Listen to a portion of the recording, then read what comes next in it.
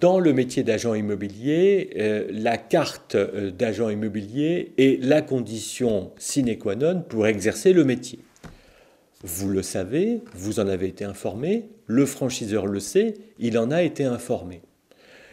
La question est donc de vérifier d'abord si le franchiseur vous a bien expliqué comment ça allait fonctionner. Il est normal qu'un franchiseur signe un contrat de franchise en sélectionnant les franchisés qui ont une chance d'obtenir cette carte. Néanmoins, le franchiseur ne peut pas le garantir. Il y a donc 3 cas de figure. Premièrement, vous avez payé la totalité du droit d'entrée et le franchiseur refuse de vous rembourser en totalité ou en partie. Ça n'est pas normal. Il y a un risque qui a été pris et qui est plus important que celui qui est normalement accepté.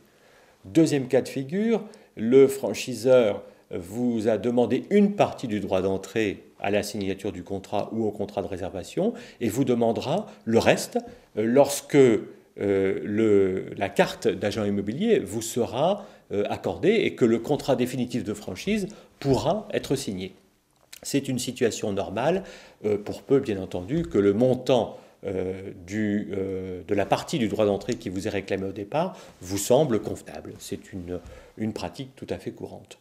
Troisième cas de figure, le franchiseur vous demande la totalité du droit d'entrée, ce qui est très souvent le cas, mais il est prévu que si vous n'obtenez pas votre carte d'agrément comme agent immobilier, eh bien, vous serez remboursé de tout ou partie du droit d'entrée. C'est la situation la plus fréquente et c'est la situation normale.